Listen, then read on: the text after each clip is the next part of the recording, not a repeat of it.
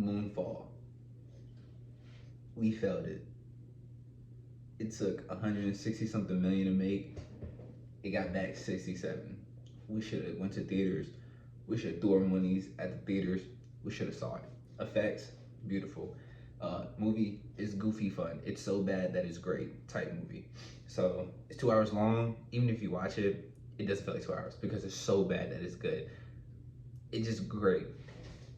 Starts off with the main guy Brian, and he's played by Patrick something, and then Halle Berry's playing Fowler, and they're in space with this third guy named Marcus. Marcus not important. He dies off.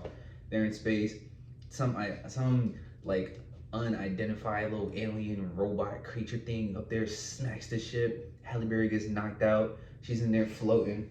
Brian is trying to save Marcus. Marcus is going out into space. He's gone. Brian goes back into the ship. He makes sure Halle Berry's okay. And while he's like stabilizing the ship, he turns around and he says, "I'm getting you back home." And it starts, boom, Moonfall. He goes back to Earth. The government is trying to say that he was a trash astronaut, a trash pilot. It was his fault. He's over there trying to say, no, it was not my fault. It was something up there with us, man. It attacked our ship. They're saying, nah, you're trash. They asked Halle Berry what's going on, if it could have been a solar flare. She was like, I was knocked out. I don't know what's happening. And they're basically lying to her so she can lie on him. And it worked because, like I said, she's knocked out. She's like, hey, it could have been this, it could have been that. And they blackballed this guy. Like, he's no longer a well-known great astronaut or whatever. And you watch an interview that his kid is watching while they're losing the house, and they also throw a hint that like he was a great astronaut, that he landed a ship when it was like lost power or something, like successfully. And then fast forward now, this guy named Casey, he's like in his university, whatever. He sneaks into this guy's office, and he's acting like a professor. He's calling people and was like, hey yo, make sure you send that email to me and not the schools.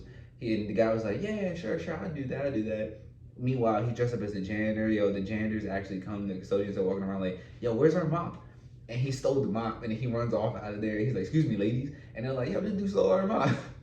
then he clocks in. He goes to work. He works at like a fast food joint. His manager is a hard ass. He's on his ass. I'm like, you're 7 minutes late. He's like, I don't care. They send the data to him. He goes on his phone. He's like, oh my God. He goes straight home. He's trying to contact NASA.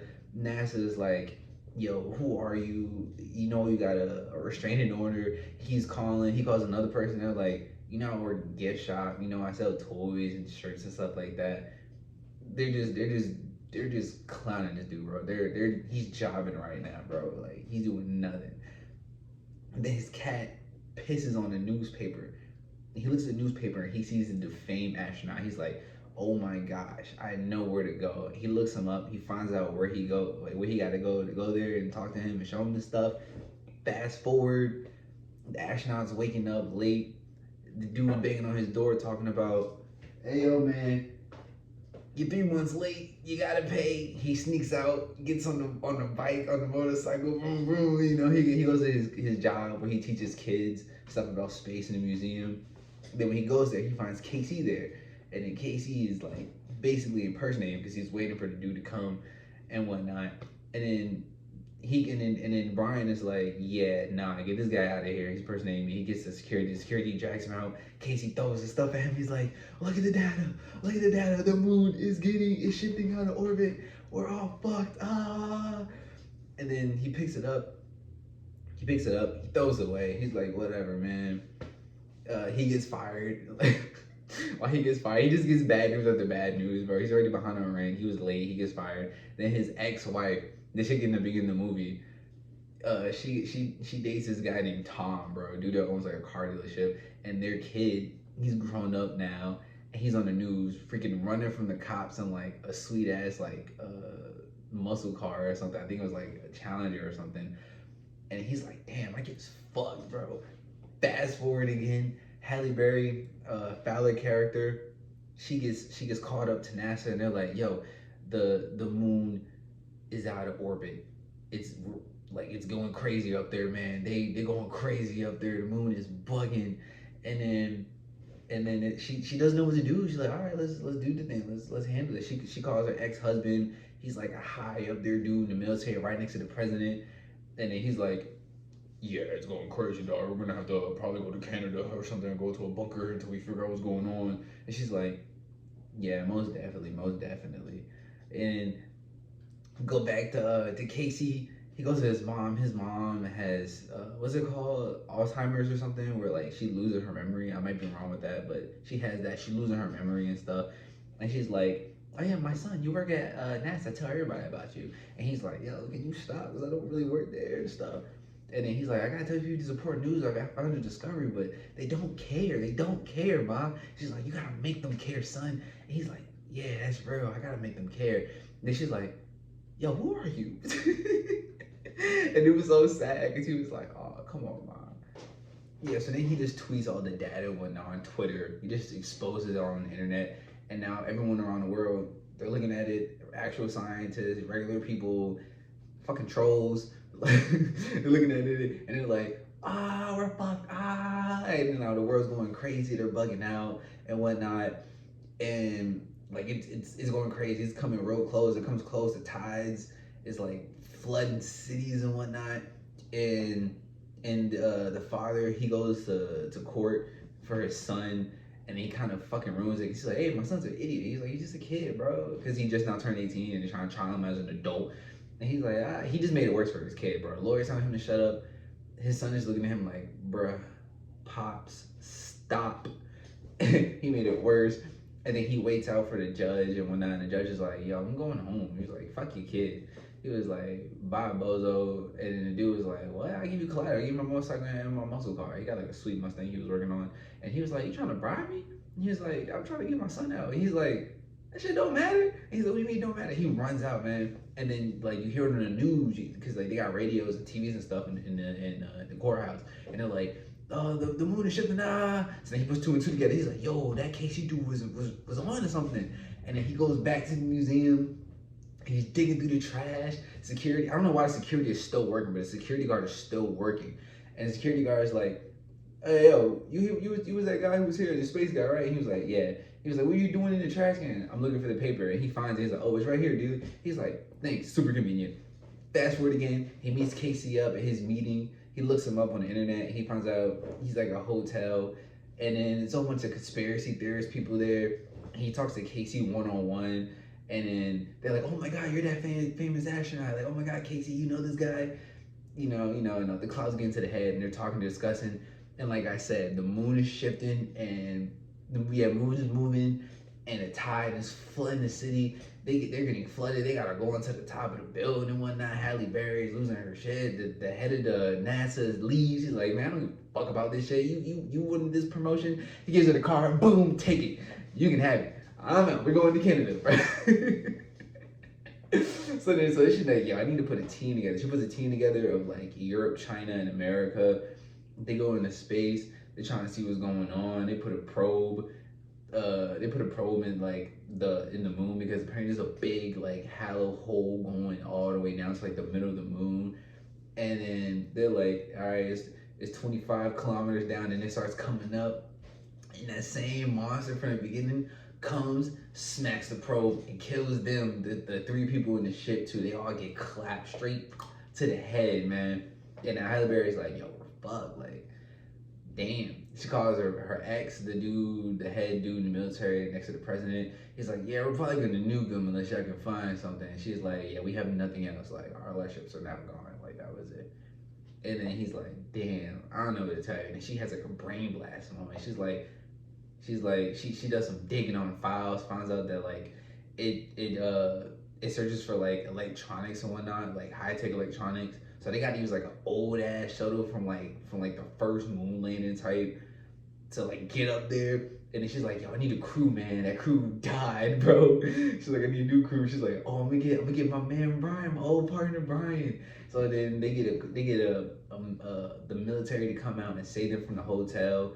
And then he's like, I'm not going without my man Casey. Casey puts on his pants, and now they're at the NASA place, man. and they're putting two and two together. Casey's like, yo, you didn't do the math right, yo. You gotta put two and two together, man. And like, and they figure out like the new trajectory for it because like there was an earthquake and the ship messed up an engine and they all gave up. Like she literally was like, thanks everyone, but we're fucked to go home to spend your last moments with your family. And then, like I said, Casey's a genius, big brain blast, man. He's like, yo, this calculation is off. We can do it because the gravity is gonna become lighter when the moon comes back around above us. So it's just them three now and two dudes in like the building or whatever. And then like a crew loading up the ship or whatever, ready to leave.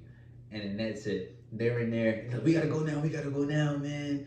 They going up there. They're like they're flying, yo. They're like in like it's like a huge wave, bro. It's insane, like because the gravity is crazy, the tide is crazy. So it's like this big tsunami times 20 coming, and like it swallows them, but then they shoot out, and now they're in space. They're going to the moon, man. And then also, both their kids are together with the exchange student or whatever, and they're trying to go to the bunker where Halle Berry's ex-husband is. He's like, hey, yo, make sure you call me when you get there so I can give you clearance and whatnot. And fast forward, they're going through some BS, a bunch of freaking weird people bugging out because of the apocalypse, basically. Stole their whip, had to get another whip. He still has a gun.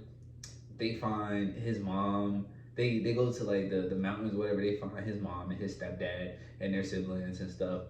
They go rob a fire station for some oxygen because a whole bunch of science stuff is going on.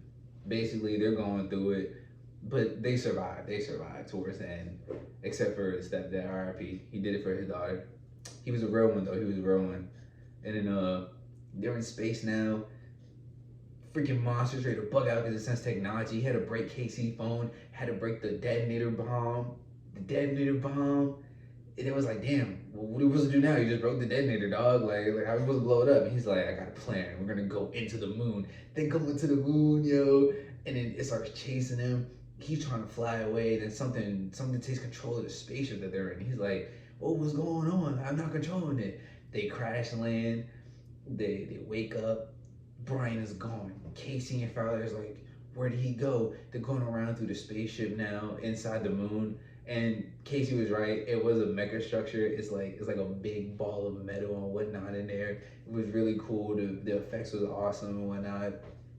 And basically the AI was basically saying that like the moon was basically the last stiff effort for humans. She's like, what do you mean? Like we were on Earth. He was like, no, there was humans billions of years before you, dog. He was like, yeah, I was so advanced. There was no more issues, no more problems. I had AI, but the AI went rogue and the AI betrayed them, whatever. Then they fought the AI and they was losing. So then they made like 3 moon base things, those big mecha structures, and only one of them survived and one off into like the distant, way far away into a whole different galaxy, basically.